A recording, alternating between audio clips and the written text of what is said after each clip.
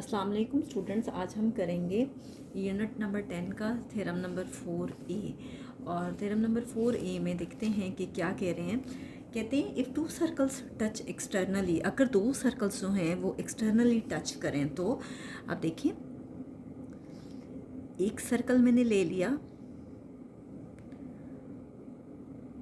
और उसका जो सेंटर है आपके पास वो है पॉइंट डी। इसी तरह से वो कह रहे हैं कि दो सर्कल्स हैं वो एक्सटर्नली टच कर रहे हैं। ये देखिए मैं एक और सर्कल ले रही हूँ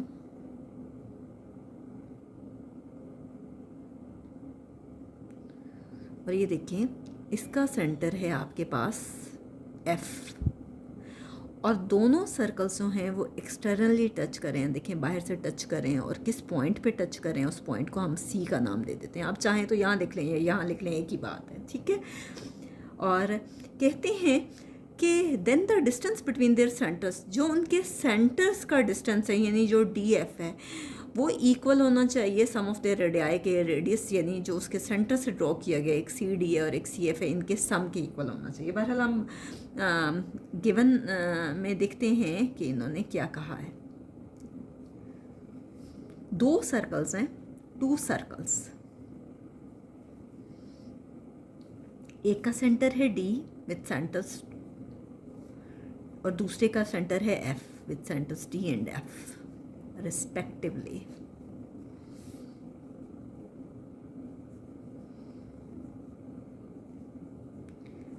एक दूसरे को टच कर रहे हैं, ठीक है, touch each other.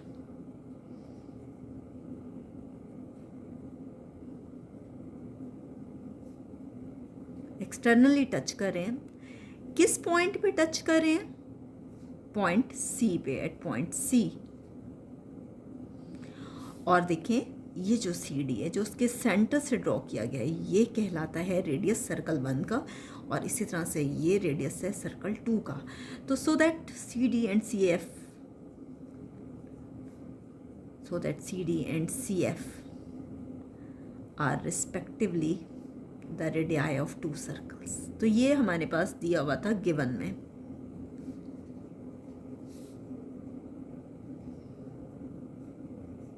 The two circles.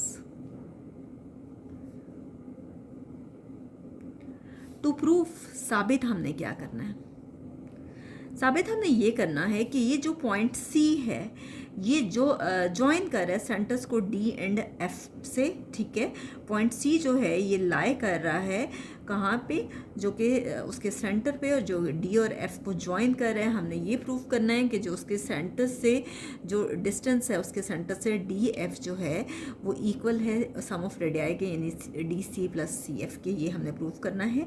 तो टू प्रूव में क्या होगा कि point C lies on the join of the centers, centres के दरमियान में आ रहा है point C, join of centers D and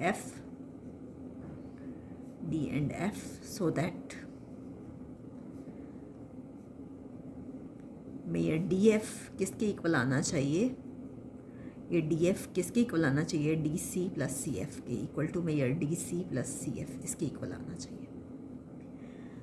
construction में क्या है कि बाज़ वक़्त हम फिगर में कुछ एडिशन करते हैं और वो कंस्ट्रक्शन कहलाती है।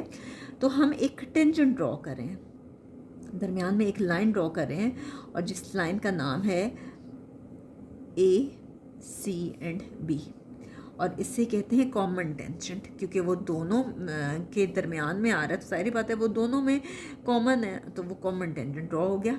तो हमारे पास क्या है कंस्ट्रक्शन में कि हमने क्या किया कि हमने ड्रॉ किया ए C B, draw a C B,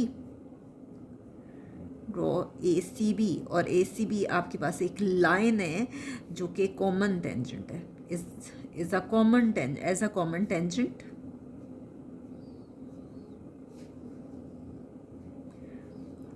to the pair of circles, यानी दो सर्कल्स के दरमियान में जो है वो आपके पास टेंजेंट लाइन है, पेयर ऑफ सर्कल्स एट सी।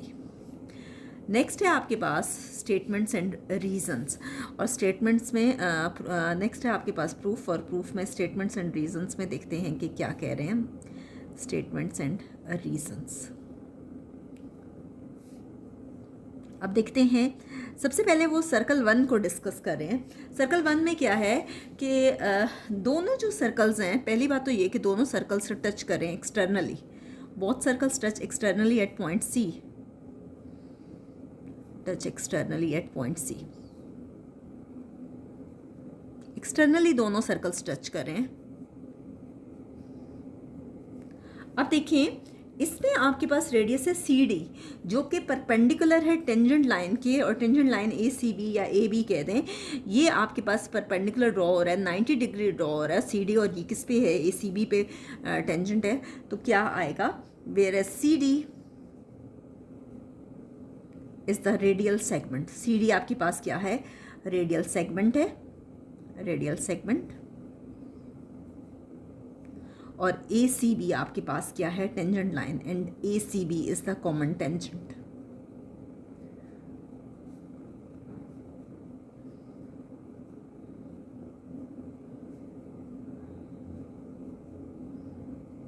अब देखिए, major angle A C D आपके पास कितना है, 90 डिग्री।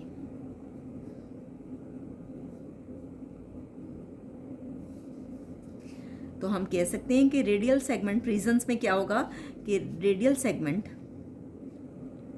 सी डी परपेंडिकुलर है। देखिए, मैं आपको पहले ही बता चुकी हूँ, ये परपेंडिकुलर है, perpendicular to the tangent line A B, और इसे आप कह दें कि इक्वेशन 1 है। ठीक है, नेक्स्ट हम करते हैं सिमिलरली सी एफ, इस सर्कल में सी एफ रेडियल सेगमेंट है और ये परपेंडिकुलर है A C B common, A C B tangent line पे। तो similarly C F is the radial segment, C F भी रेडियल सेगमेंट है आप दूसरे सर्कल में, एंड ए सी बी जो है वो कॉमन टेंजेंट है, and A C B is the common tangent, common tangent. तो क्या होगा, major angle A C F किसके इक्वल होगा, 90 डिग्री के। ये भी तो आपके पास 90 डिग्री होगा, ये इक्वेशन 2 है। ये देखें ए सी एफ, ये भी तो 90 डिग्री आया। तो ये कहाँ से आया, C F is perpendicular to the tangent line A B. ये क्या होगा, C F is perpendicular to the tangent line A B.